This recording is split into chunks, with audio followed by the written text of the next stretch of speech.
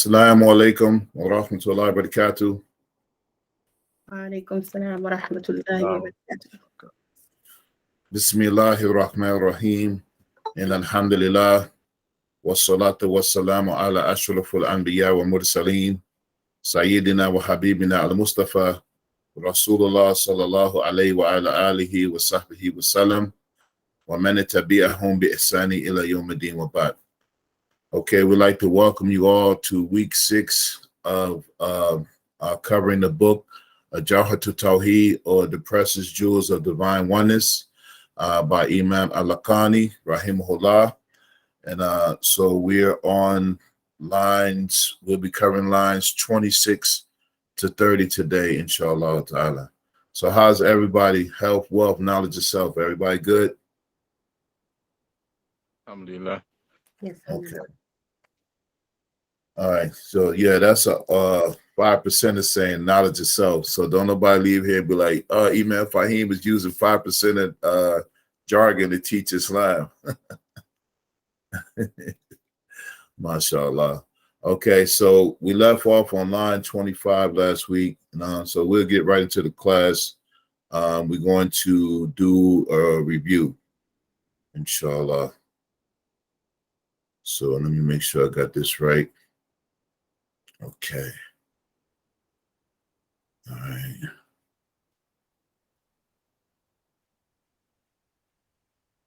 Okay, hold on one second.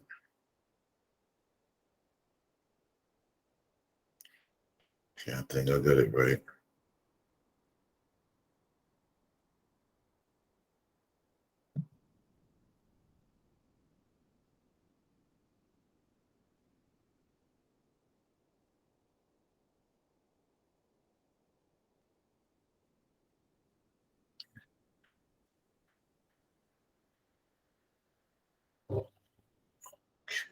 So, I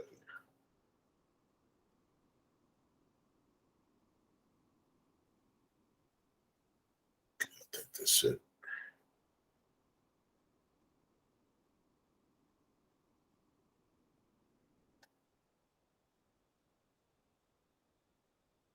Okay. Let's go at slideshow, current slide.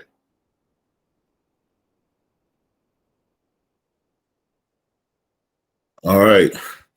Everybody see that? Yes. Yes. Okay, so week 6. So we'll review, inshallah, quickly. So a review from last week. We covered some of the necessary attributes, and one of the classifications of those attributes is sifat an-nafsiyya. What does that mean, and which attribute are we referring to when we say the sifat an-nafsiyya? Nafsiyya. That is that the one signifying Allah's oneness? Okay. Or Before not? one, huh? Well, it has to do with existence, like he exists without any partner or anything, like he just exists as a wajah. Okay, so the sifat an-nafsiyya is the sifat of Allah's his essence or his existence, or another term we use. Anybody remember? That That's not the term I'm looking for, but that it applies. The self-signifying attribute, right? yes. And so that means that this is Wujud. Yeah, so the attribute is wujud, and the attribute of wujud is the sifat an-nafsiyya. So it's in the class by itself, because without this attribute, none of the other attributes, there's nothing you can do with them.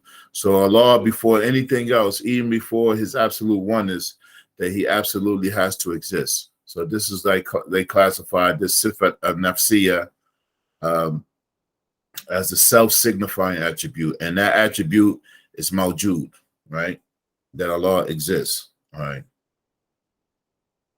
Okay, so then we said the term the sifat as-salbiyya. What does it mean and how many attributes are there? It's the negating attribute or the attributes that I'm sorry, somebody walked. Okay, what do we mean by the negating attributes?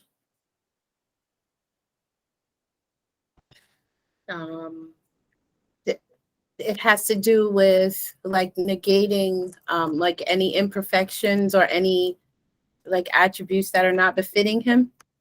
Yes. So the sifat as-salbiyya means that the self-negating attributes or the attributes that negate from Allah any imperfection, to any kind of imperfection or any likeness or things like that. And so how many attributes are those?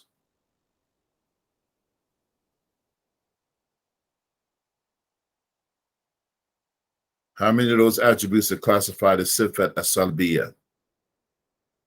5. 5, yes. How many? What are they? Kidam, al-Kidam, al-Baka, Baqa. Baqa, Uh-huh. al-Mukhalafa, al-Hawadith, Uh-huh. Qiyam bin-Nafs, Mm-hmm. al-Wahdaniyya. Wahdaniyya, good. So the 5 sifat as-salbiyya or the self-negating attributes, or those attributes that make Allah, they negate any imperfection from him. So we've said Qidam is pre-eternality or is pre-eternal without a beginning. Al-Baqa is existing without an ending, or permanence. Al-Mukhalafa lil-Hawadith is dissimilarity to the creation. Then we mentioned Al-Qiyam bi-Nafs, which is Allah meaning self-subsisting or self-independent, free from any need. And Wahdaniyya is Allah subhanahu wa ta'ala is his oneness, his absolute oneness without being counted or things like that. All right. And we've talked about the meaning of tanzih. What is tanzih? It's the transcendence Transcendence. What does transcendence mean? incomparability, to declare that Allah transcends like every quality or attribute that the creation has.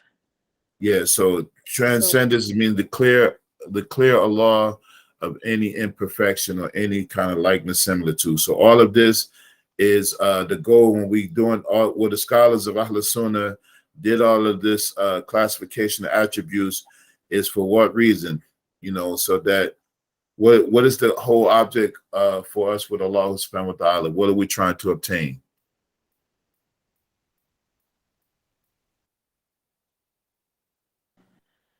His pleasure. You mean Jannah or His Yeah, pleasure. Jannah, but more than that, when in this world, for us to know Allah, we should know that we know Allah. What is the word we're looking for? Marifa. Ma'rifah, yeah, the realization. So not just to know Allah, because any person who doesn't believe in Allah said that they know that they believe in God, but to know that you know Allah and what is possible, what is impossible for him, and what is necessary. So all of these classifications for us to know that we know the one that we worship. And why do we worship him? Why do we do all of these things? Because of who he is, his qualities and attributes and actions, which is all described in these detailed descriptions. All right. So the meaning of tanzih is that we absolutely clear Allah from any kind of imperfection, all right, or any likeness. Okay. Hold on. Somebody just joined in. Okay.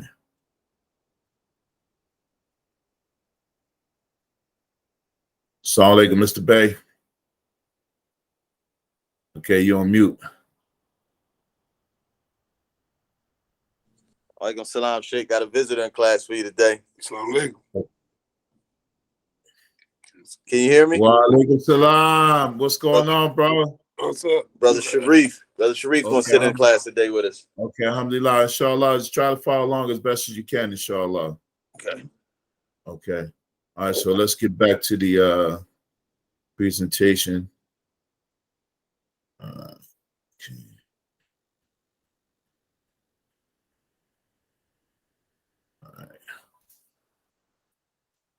All right. So we covered all that.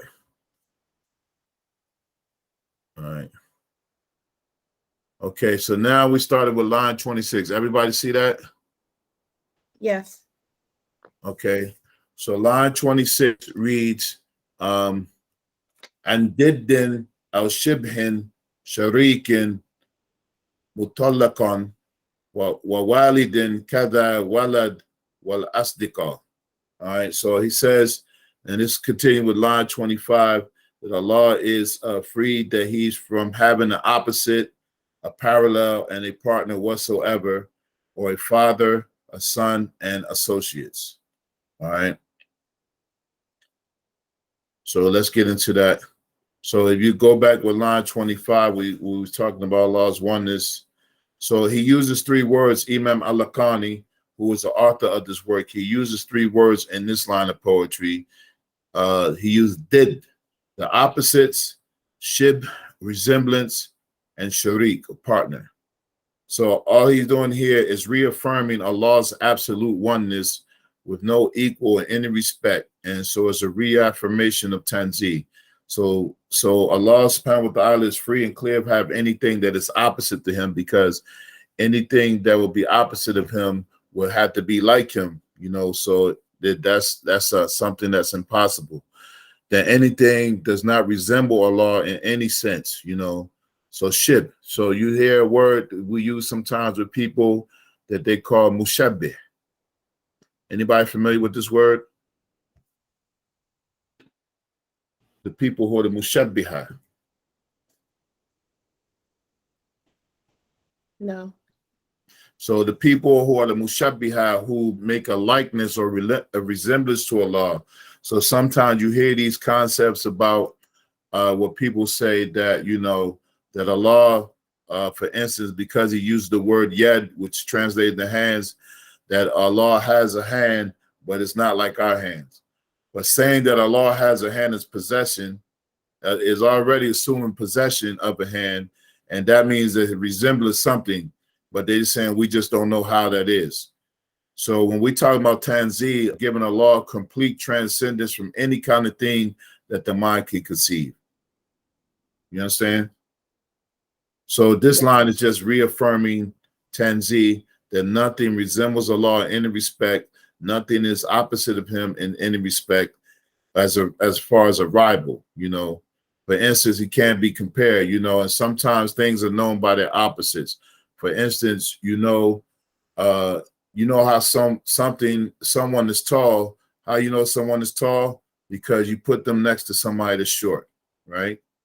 And this is not a slight to tall or short people, all right? So don't nobody say. So that's how you know the opposites. But with Allah, there are no opposites. Allah is one. There is no other one. You know, Allah is unique. There's nothing else unique like him. So clearing Allah subhanahu wa ta'ala from any kind of resemblance, and of course, clearing Allah from any partner. So that's what the line about, you know, when, you know, some of the things that people who make partners with Allah, for instance, where we come from, people say that Allah has a son, or people are the children of God and stuff like that. We don't use these terms like this. And, you know, other terms that we hear that people say, you know, God had his arms wrapped around that person. You know, we don't use this kind of language for Allah, because these things have physical connotations that Allah is free and clear of, because they have a resemblance. All right, is that clear? Clear. So this line is just basically reaffirming the meaning of Tanzih, is making sure that we affirm for Allah complete transcendence, because the God that we worship is unlike anything that we can even imagine. And as we mentioned in the previous class, that it is not for us to even go into the depth of Allah's essence, because we'll never understand it. So therefore, look at all the wonders of the creation that he has given us, and that should be enough. You know, that is more than enough because we can't really comprehend creation. All right, can I go to the next slide? Yes. All right. So the next line is line 27. So Imam Al-Lakhani mentions, he says, وَقُدْرَةٌ إِرَادَةٌ وَغَيَرَاتٌ أَمْرًا وَعِلْمًا وَرِضَى كَمَا ثَبَتَ. He says, and necessary for Allah is power and will, which are distinct from command or amr, knowledge, and ilm, and contentment, rida, as has been affirmed. All right. So now we're going into a next classification of attributes. All right. So we'll start with 2. So we talked about here in this line, he talks about kudra and irada. All right. Kudra and irada. Have you all heard these terms before? Yes. Okay. So the meaning of kudra, one of Allah's necessary attributes. And when we say Allah's necessary attributes, give us a layman's thing that we can use, that we were teaching it to somebody. For instance, we have our brother here, Sharif, who's a new Shahada. How would we tell it to him that when we say that Allah has power or these necessary attributes? What do we mean by necessary attributes? Necessary attributes are what defines Allah and or what gives Allah his Azza wa Jal, who he is, what makes Allah Allah. Right. These attributes are what makes Allah Allah, good, and makes him absolutely unique, and no other being or entity can share in these attributes. And even if there is some kind of, you know, what people make connection, it is unlike anything with Allah, because at some point, anything that has any of these attributes, like, you know, that at some point is going to, the opposite is going to take place, you know. For instance, if something, you know, we know a power, somebody can obtain power in this world, but there's a point where they become powerless, right? And for Allah, the opposite doesn't apply. You all still there? I don't know if my connection is bad. Still here. Still Okay. here. Okay. Kudra and irada. So kudra is translated as power, and it is an eternal attribute, or we should say a pre-eternal attribute, because these attributes didn't just come into being, you know, they were always with Allah. So this is what makes him who he is, because they're eternal, without beginning, without end, right? An eternal attribute that subsists within Allah's being, by which he brings or removes from existence whatever he wills in accordance with his will and with his knowledge. So Allah has complete power over what comes into existence, what is removed from existence, and he does it how he wills according to his knowledge. And that is something that we have no idea of really understanding. So this is why you just accepted that this is what makes Allah Allah, because he has complete and absolute power, and there is no rivals. There is nothing like his power. And then the other attribute is called irada, or divine will, an eternal or pre-eternal attribute, which he specifies which of the many possibilities, a word mumkinat, the possibilities that are brought into existence. For instance, you know, the time and place in which you were born, you know, that it's not a coincidence. You know, I was having a discussion with somebody, I can't remember, you know, for instance, we like, man, I couldn't live during those times of slavery. I wouldn't be baling no hay, none of that. Well, there's a reason why you weren't born during that time. Because you can look back and say, yeah, I would have, you know, beat the slave master. But then it might have been that you might not even be able to endure what those people endured during that time.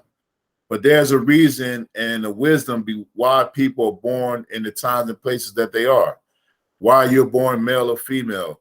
All of these things that happen and occur, you know, is by Allah's divine will, right? And this is something that was already preordained that he allowed to happen, all right? So irada specifies the nature of every object that exists and its possibility according to Allah's pre-eternal knowledge. For instance, you know, that we came into existence from non-existence, right? But it was possible that we could not have existed, you know, and it's a possibility that people don't come into existence, right? So all of these are mumkinat. These are all possibilities that Allah subhanahu wa ta'ala, he wills how it all happens, when it happens, the time, it plays, direction, you know, all of your attributes, all of your anything that comes into existence and has a possibility, then Allah subhanahu wa ta'ala has willed it to be just how it is. All right. So it's no coincidences, you know. So from the mumkinat are things like evil and disbelief. So in this line, he was saying when he talked about the command, the amra, and the ilm, and the rida, the contentment, that these things like evil and disbelief, Allah allows evil to exist, but he only orders what is good. So we don't attribute to evil to Allah, even though he allows it to exist.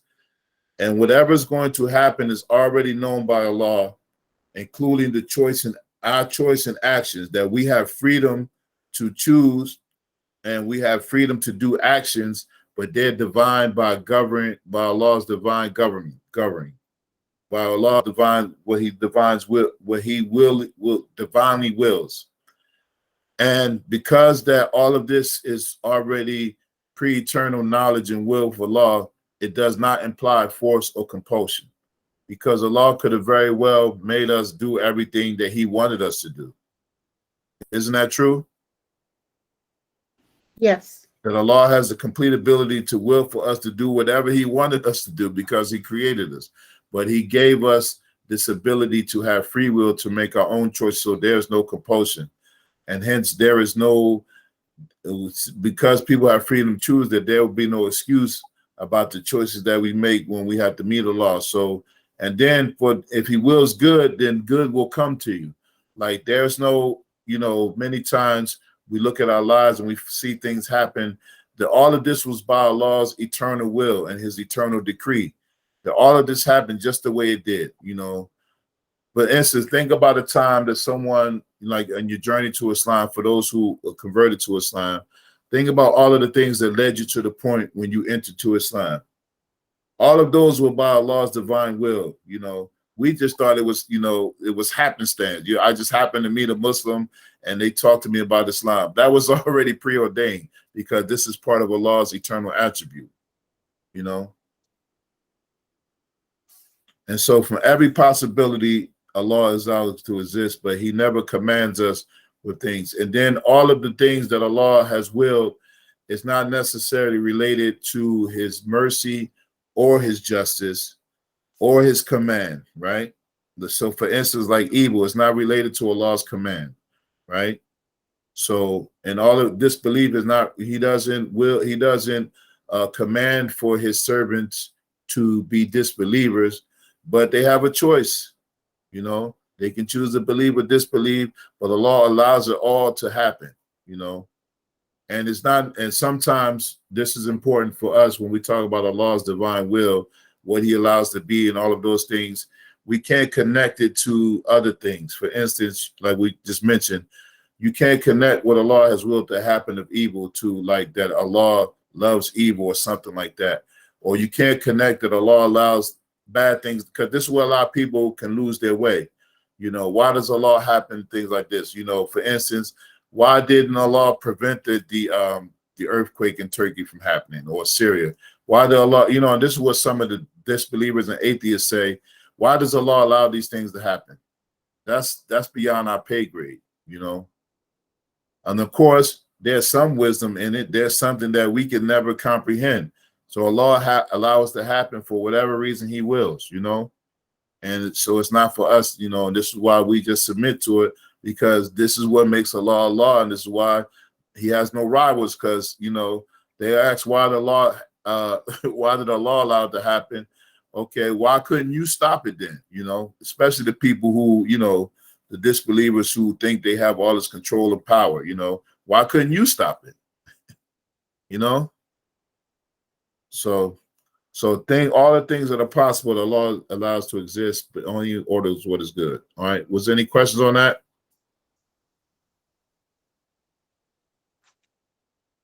No.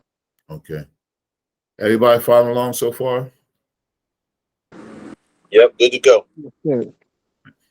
Yeah, no question. Any question you have to answer you need to ask. Be sure to ask, or if anything's not clear. All right. We're good over here. All right. So the next slide is line 28. So this class is we kind of rolling along because we're only going up to line 30. All right. So then the next line that Imam Al-Lakhani, he mentions, he says, wa ilmuhu wa la yuqalu muktasab fatba sabil al-haq wa turahil riyab. Excuse me. He says, and necessary for Allah is his knowledge, but it is not said that it is acquired. To follow the way of truth, and so follow the way of truth and abandon all false beliefs. All right. All right, I'm going to go to the next slide. So here, he's talking about another necessary attribute of Allah subhanahu wa ta'ala, which is ilm. And we know what ilm is. Knowledge. Knowledge. So ilm is eternal knowledge, or I should have put here pre-eternal knowledge, because all of these necessary attributes existed with Allah, before anything that we know is existence. Like he didn't acquire these attributes after the creation came into existence. All right. So eternal knowledge is connected to all things that are necessary, permissible, and impossible. That is not acquired knowledge, meaning that Allah didn't learn knowledge or come to know about something, later on. His knowledge is all encompassing and not preceded by anything hidden from him. Because I think it was, I can't remember one of the groups of the past, and I think the Mu'tazila used to say this, one of the groups of the past, the straight groups, that they used to say that Allah didn't have complete knowledge, that Allah only knew about things as they happened. So this is a bad assumption of Allah subhanahu wa ta'ala. Know that we believe. Say it again. I said, A'udhu Billah. Yeah. So now we have the luxury of, learning this stuff that many of the great scholars of Ahl Sunnah had to go and sift through all of this stuff, because at a point in time in Islamic history, there was an oral tradition of how knowledge was passed down. And then later on, some of these groups started to develop and started to inject some of these, horrible beliefs into Islam. So the scholars said, wait, we got to have a curriculum. What people are supposed to know and believe, So this is what the science of Aqidah is about. All right. It's I know in the class on Friday with Sheikh Yahya, he was talking about how when we talk about how when it says that Allah created the heavens and the earth, disobedience and obedience and things, it's like sometimes people get disconnected with the fact that even inside of the creation that Allah is Azza wa Jal is creating. So you're blinking your eye, you're looking, all of your sense, anything that's happening. And then he said, as the words are coming out of my mouth, he said that this is being created. So a lot of times, as people, we get caught up in the Allah created, like the ED or the created, but that there is a constant creation or creating that Allah is doing. Right. Good. You're okay. We're going to cover some of that in the next part of the class, not this class, but it's going to go into the final part of the necessary attributes, but it won't be part of this class. But yes, that's a good point. Alhamdulillah. All right. Yeah. So we need to know that now, because there are some people that believe that Allah created everything and just kind of has nothing to do with the creation. He's just absent, So yeah, like Allah is not aware of what's going on down here. And that, you have some people, they express that kind of thing, may Allah protect us from that. Well, we know that Allah has complete eternal knowledge of all of the stuff that occurs. even before it occurs, all right? So here he used the word muktasab. So muktasab, when he said that the knowledge that Allah has, it is, we don't say that it's muktasab, because muktasab is something, knowledge that is obtained or acquired or earned. And the only way for what we know as knowledge that's learned is through contemplation and reasoning. And if you have to learn something, that means you didn't know before, right? If you have to contemplate on something, that means you don't understand it. If you have to reason and think about something, that means you didn't have any complete knowledge of it. So that's muktasab knowledge. That is not befitting for Allah, that he acquires knowledge, after not knowing, because it is not possible for Allah to have the opposite.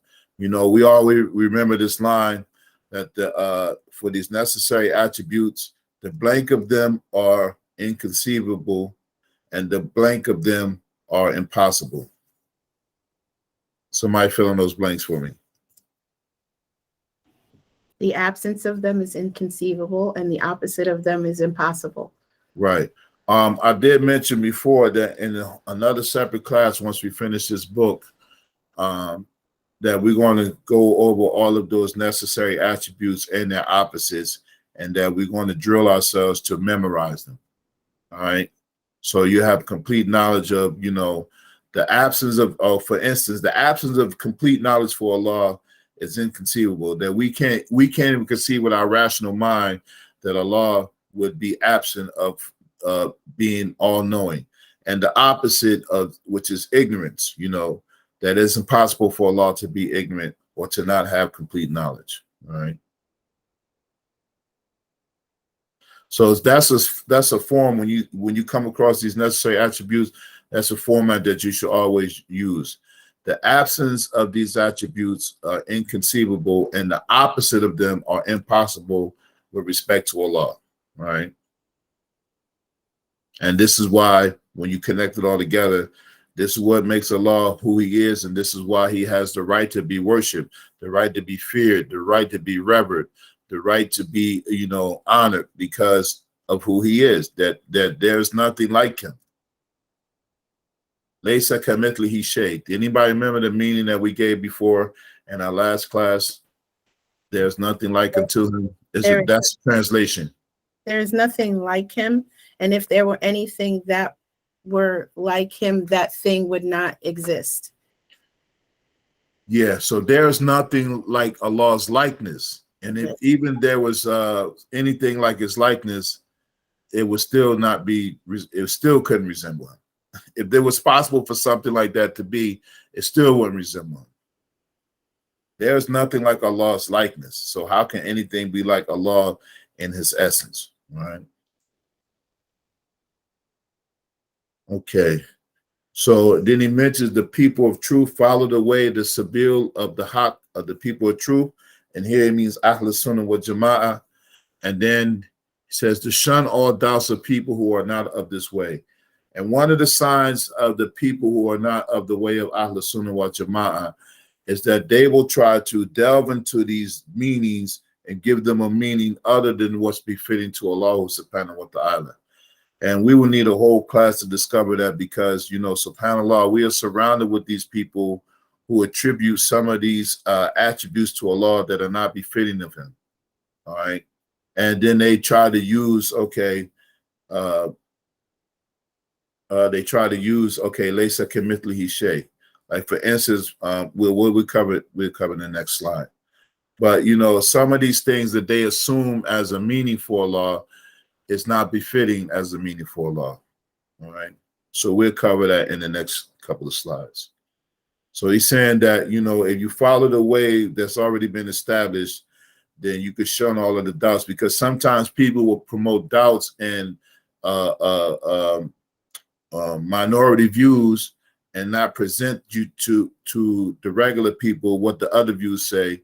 And then they say, okay, this is the most correct opinion, when in actuality, there might be a number of opinions on the issue.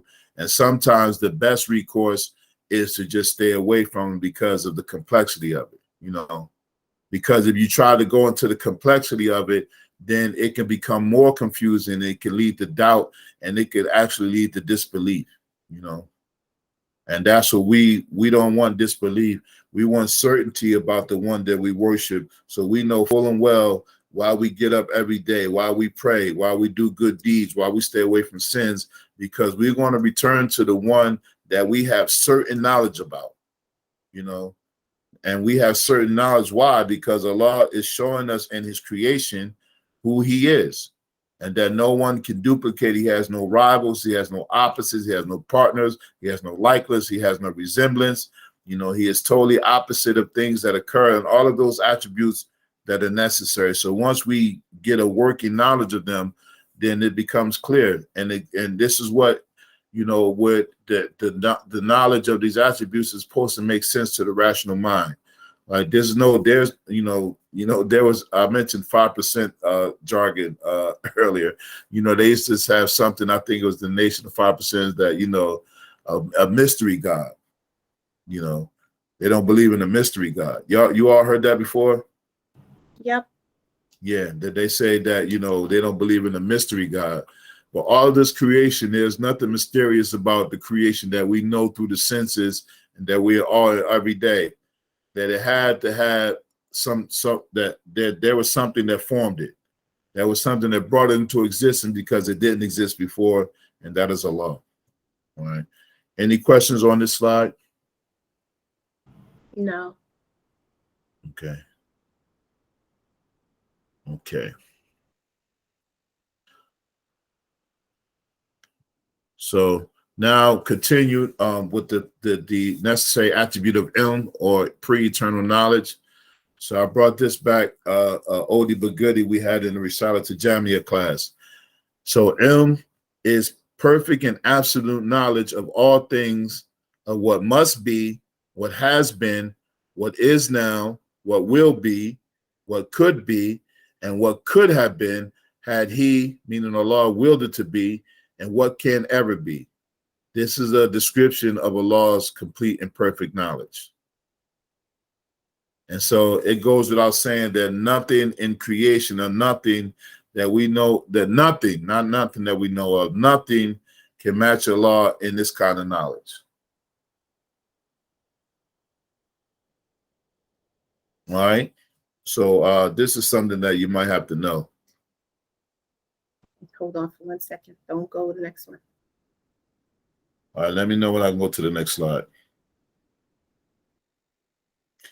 That Allah's knowledge is perfect and absolute of all things, of what must be, what has been, what is now, and what will be, what could be, and what could have been had he willed it to be, and what can't ever be.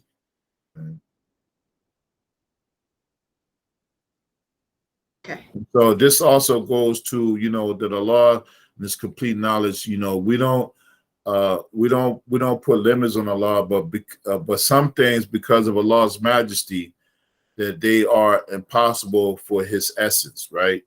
Meaning that it's impossible for Allah, because of his majesty, his greatness, and because he is who he is, that he doesn't take forms. That even though we use the word he, that he doesn't have a gender. He doesn't, you know, he doesn't dwell in things. You know, he's not a part of something. He's not counted. He doesn't come after something. So all of these things with these necessary attributes just free Allah from any kind of resemblance to anything. So that's one of the meanings of Tanzih. Just complete transcendence, or Allah being beyond anything that the mind can conceive. All right. All right, can I go to the next slide? Yes. All right. Okay, so line 29, Imam Al-Lakhani mentions, who's the author of this book, Jawhar to Tawhid. He says, Hayatuhu kadal kalamul sam'u, thumma al-basar bidi atan al-sam'u. He said that, and it's necessary for Allah that his life, and likewise his speech, hearing, and sight. And this is what has been related to us. All right. So now we're going to these last necessary attributes. All right. So now he mentions 3 attributes in this line: is kalam, sam'u, and basar.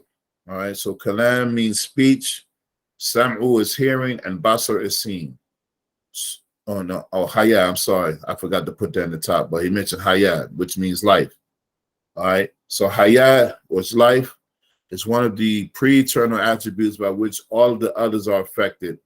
It is part of his essence and has no means or causes. So in other words, that in order for Allah to have power, to have will, to have ability to be different from anything, that he has to have all living. He has to be the all living. We couldn't even imagine that something that is not all living that could be all powerful or other all the attributes. So this is what it means by this, that this attribute of hayat, a life, meaning that Allah, then the opposite, is impossible for Allah, that he was ever, that it was dead, So this attribute affects all of the other attributes, right? So, and then we talking about life that has no means or causes. So, for instance, anything that comes in that's life, it has to have a means by which it comes into life, and then it has to have a cause. It has to have sustenance. It has to have air. It has to have temperature. It has all of these things, and for it to be alive. And so Allah is totally different like that. So His life is something that is pre-eternal. And the opposite of it is impossible. All right. Okay, so the next attribute he mentions is kalam. So kalam is eternal speech without letters or sounds or grammar and construction or sequence, and is not preceded by silence, and it is uncreated. So here I put as a subcategory about the Quran, because we believe that the Quran, one of the names of the Quran is Kalamullah, right? It is the speech of Allah, and that we believe that is the eternal, uncreated word of Allah. So here's where the difference is. The Quran is a revelation that is the revealed word of Allah and not the eternal word of Allah. Because what is the Quran? It possesses letters and sounds and sequence, but it is the Allah's eternal speech. So Allah's speech is not created, but the Quran as a book with words, with letters and sounds and diction, is a book that is a created book, but is a representation of the eternal word of Allah.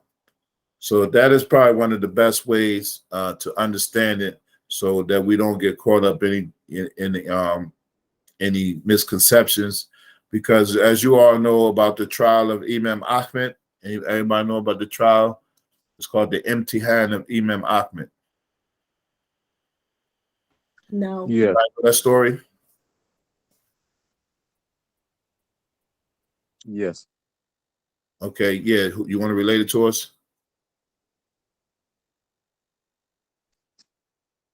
Those who believe that the Quran was created speech of Allah sees power of the Ummah, and they were putting the scholars to trial, forcing them to accept their beliefs, And Imam Ahmed, he saw, like, if I don't stand up against this, who will, And he stood up against it, and they imprisoned him. And it was said that if the way they was beating him, that an elephant wouldn't have survived those beatings.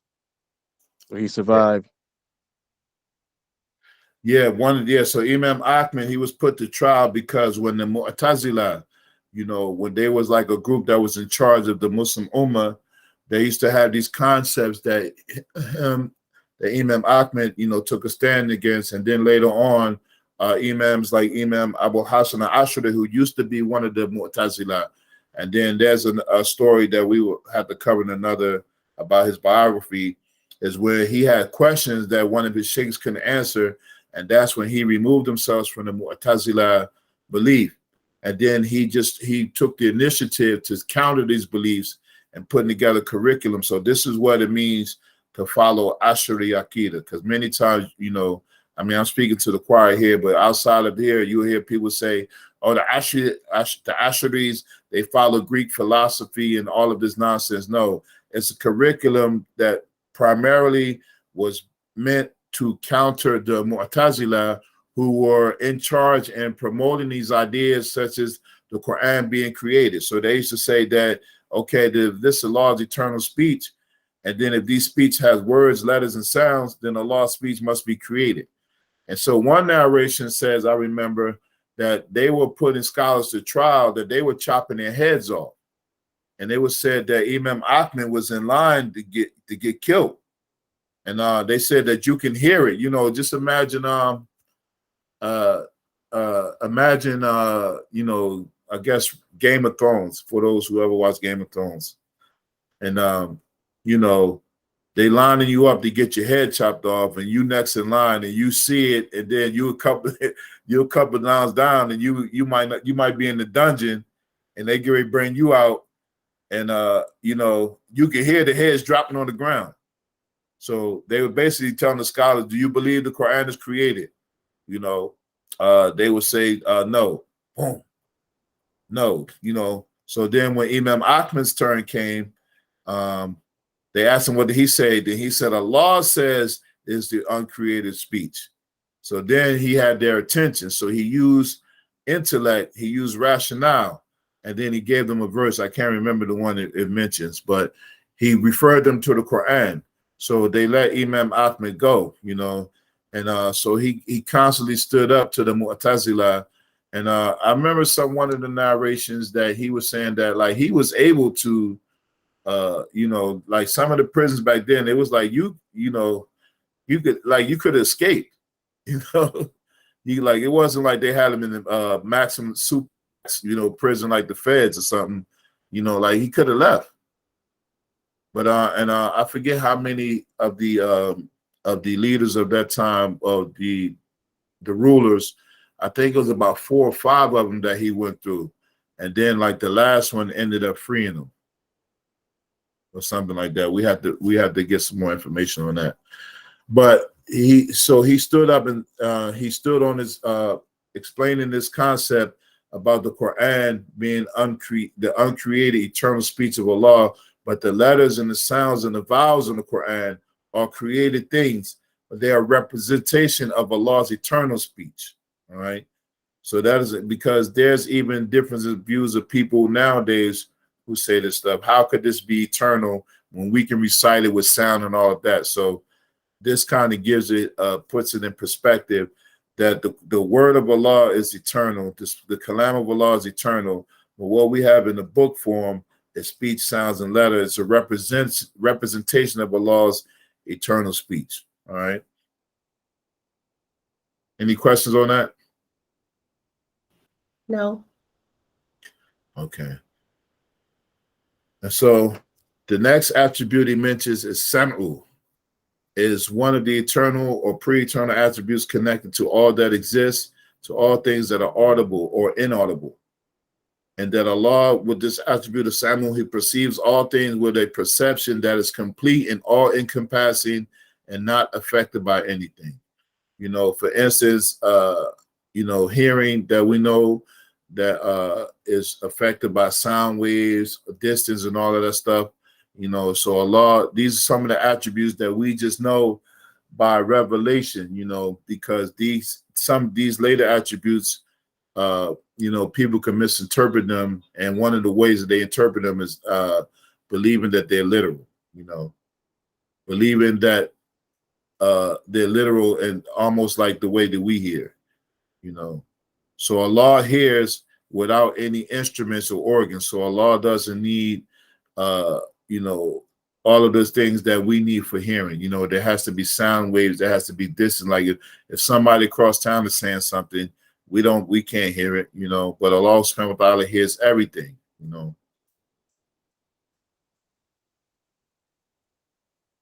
And the other one is basar, which is also a pre-eternal attribute connected to all visible things within the creation, encompasses everything completely without instrument or organ. So Allah basar is not like anything where, you know, our sight is, you know, it becomes completely dark. We can't see, distance, all of those things that make up what we need to see. And then of course our sight dims, you know, many of us, we got to wear glasses later on in our life. So Allah's sight is totally unlike anything that we can imagine, but he sees all things without any instruments, without any organs. And yeah, this is important too. We'll cover in another section. But then you'll see how some of these people, we talk about the follow way of the people of truth and not to entertain these doubts, because you have people now that says that Allah possesses two real eyes. Have you all heard this before? No. Yes. That Allah, that because he uses the word that, he's saying he's all hearing and all seeing, some says that Allah possesses two real eyes. So, but I don't know no other meaning for two real eyes except, the organs that have an optic nerve and all of those things that connected to the eye, that Allah sees without these instruments, So this is taking these not different views, but entertaining doubtful things to try to make them the truth. This is one of the ways of people who deviate. All right. Any question on that? No. Okay. Let's go to the next slide. So line 30, and this will be the last line before we conclude. He says, فَهَلْ لَهُ إِدْرَاكٌ أَوْ لَا خُلْفُ وَإِنَّ قَوْمٍ صَحَّ فِيهِ الْوَقْفُ. He says, does he have the attribute of perception or not? There is a disagreement. And with a group of the theologians, the sound position is to suspend judgment about it. All right, so we'll finish up with this line. So here he mentions an attribute of idrak. Anybody know what idrak means? No. Okay, idrak means like perception. And idrak is defined as having perception through the senses: smell, taste, and touch. Smell, taste, and touch. All right. And so there are three views concerning it. For instance, the Ashari school that we mentioned, they reject idrak as a necessary attribute. There's some people, they said that this is a necessary attribute for Allah subhanahu wa ta'ala. The Ashari says no, that this can be a necessary attribute. The Maturidis, they hold that a view that idrak is an attribute of meaning. So it's not connected to Allah's essence, but it's the attribute of ma'ani, that there are some meanings connected to this. We can't really contemplate it, And the reason why, because when you talk about senses, most of the thing about idrak is through the senses, and that more connects to us. And so it's kind of like a slippery slope that you don't want to apply to Allah. And so the third, which is the safest view, is that you leave it, that even, so he put this here in this poem, that there was a discussion from scholars about idrak, some saying that it was a necessary attribute in this classification of attributes that we mentioned today. So the safest way is to not view that to Allah, but there was a discussion about it. For instance, so everything on paper is not meant to be, not to be discussed. Everything is not a dalil. Everything is not how we said today. Everything ain't for everybody. And this is why when you learn the knowledge, you have to go through a proper tradition, so that you don't go into books of knowledge and take what you want and then try to say, okay, well, it says it right here. What's the context? What did the author mean? What the other scholars mean? So all of that is a process that scholarly people engage in. So here he's mentioning it that it was a discussion, but the safest view is to leave it. And I put in here too close for comfort, because if you start going into this idrak and attributing Allah with like perception, then it's a slippery slope. And then you'll see what some of these people, they have said these things because of the discussion. Some of these people that said that Allah, that he could smell and he can touch and he could taste, and that other things that Allah literally, like some of these attributes, they say that Allah literally laughs. you know. And yeah, some of these things, when you hear once you learn what is necessary for Allah and his attributes, and you hear what some of these other people are saying and how they, promoting this stuff, is very ugly beliefs because they attribute to some of these things. So, for smell, taste, and touch, these are most associated with senses. So for something to smell something, it has to go through some type of passageway, like through the nose, to taste, all of these things, And there are some definitions that scholars have of these, of smell, taste, and touch. Let me, in my other book, let me just see. Did I lose the page? Let me just give you the definitions that they had. Give me 1 second.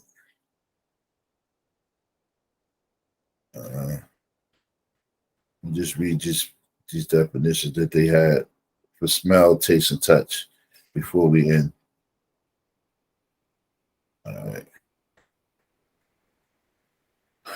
Okay. Okay, so here they have how the scholars, when they talk about idrak, perception, is through smell. So smell in Arabic is called sham. Is a faculty placed in the two protruding lumps on the front of the brain, which are like the two nipples of the breast. By this faculty, odors are perceived by way of connecting the cartilage of the nose with the air that has assumed the properties of the odor. The taste, or dhawq, is a faculty spread out in the nerves situated on the tongue, and by this faculty, flavors are perceived through the mixing of the saliva reaching the nerve ending. So this is the definition of taste. And touch, Islams, is a faculty spread throughout the body. By this faculty, heat and cold, moisture and dryness, and the likes are perceived at the moment of contact. So these are mostly connected with the senses that we have. And we know Allah subhanahu wa ta'ala is unlike that, is not like that. So this is why, like the Maturi says, the attribute of meaning that we can't really comprehend.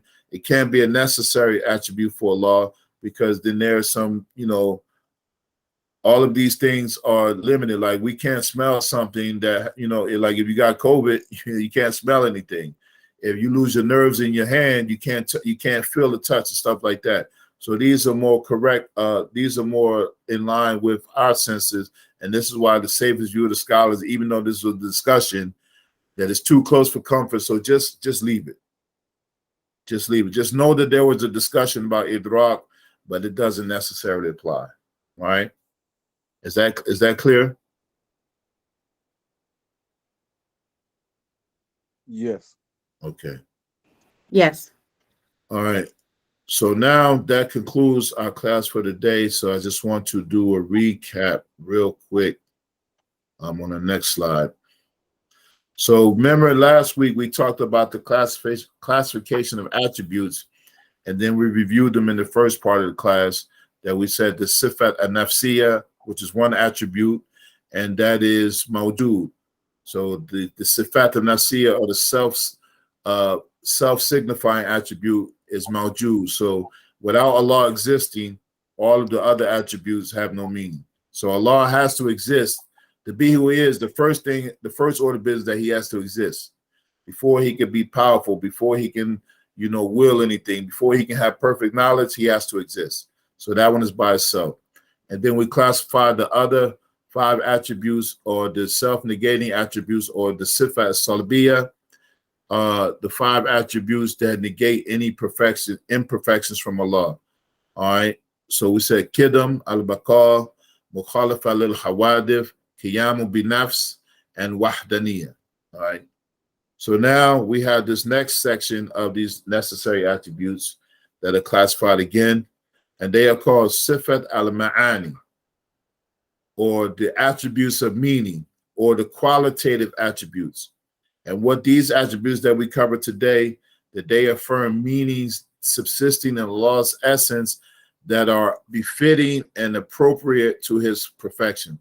So the sifat al-salbiyya negates imperfection, and the sifat al-ma'ani affirms perfection for Allah.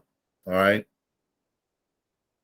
So let's go over them again. So we cover Qudra, which is power, Irada, which is divine will, Ilm is knowledge or complete and perfect knowledge, Haya is life, or we know they're all living without beginning or ending, Kalam, speech, without any words, sounds, letters, dictation, Sam'u, hearing, without any instruments or organs, and the same thing for Basar, sight, without any things that affect it. All right. Is that clear? Yes, sir. Yes, it's Okay. clear. Now we're going to go over these again as a review, because it's going to be necessary for you to know these necessary attributes and have a working knowledge of what they mean. So this is how we know Allah, by the things that we mentioned. So then next week, there's so these are the 13 necessary attributes that most scholars agree that these are necessary, but then there are 7 more that are also included, but they're like an extension of the 13. And so we'll cover those in detail next week, inshallah ta'ala. So do anybody want to take a shot of all of the 13 attributes that we covered so far? Can they run them off? Don't worry about the classification. That'll be on the test, but if you could run off the 13.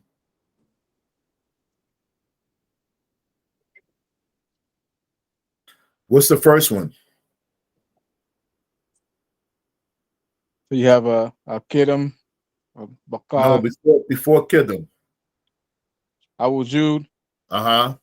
Al Kidam, Al Baka, Al Mukhalafa lil Hawadif, Yam bin Nafs, Al Wahdaniya,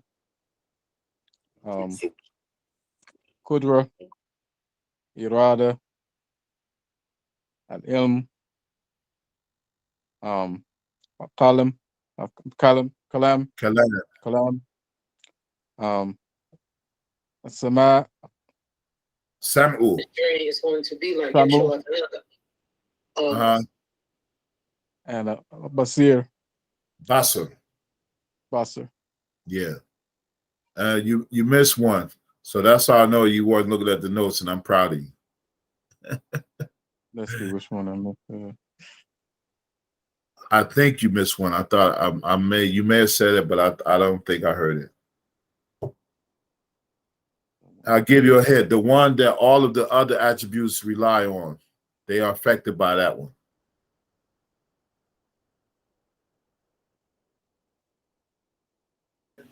Nafsi, Haya. Haya. Haya. He said it, Haya, which is life. Okay, alhamdulillah. All right, so it would be a good idea to try to go over these 13 attributes, these necessary attributes, and because a working knowledge to have them to be able to run them off and understand what they mean. Because as I mentioned before in another class, we're going to cover the necessary attributes and their opposites in detail. All right, and so many of the books that we're covering, Jawhar to Tawhid is one. When you do Aqidah to Awam is another book, and a few other books of Aqidah, they're going to be discussing these attributes over and over. So it might be in our best interest to know them, possibly memorize them, and just have a working knowledge of how to explain them, All right. So that'll conclude the class. Any questions any questions today? Yes, sir. Okay. All right. So, it sounded like somebody was saying something. All right. So yeah. So we'll try to. I think we mentioned. Let me look at the schedule of how many more classes we can get. Because I think it's like 1 or 2 or maybe 1. Then we'll do a review and then we'll do a test. And then we'll stop for Ramadan. And then after Ramadan, we'll come back with a refresher course and then to continue in the book. All right. Does it sound like a plan? Sound like a plan. Okay, alhamdulillah. So we ask Allah who subhanahu wa ta'ala, before we conclude, are there any questions or any? So we ask Allah to accept this effort from us and to give us understanding of his attributes so that we can have ma'rifah to become closer to him and be more dutiful in our worship and our actions and our deeds and our duty to the creation by seeking his pleasure. Oh Allah, we ask you to forgive us for any mistakes, and we ask you to afford us to get a glimpse of you on Yom Al-Qiyamah, a glimpse that will make our eyesight just, nothing else will matter. I mean. So thank you all for joining today, inshallah. I really appreciate it. And we'll conclude next week. Subhanaka Allahumma wa bihamdika ashhadu an la ilaha illa anta astaghfiruka wa atubu ilayk. Wassalamu alaikum. Wa alaikum salam. Allah.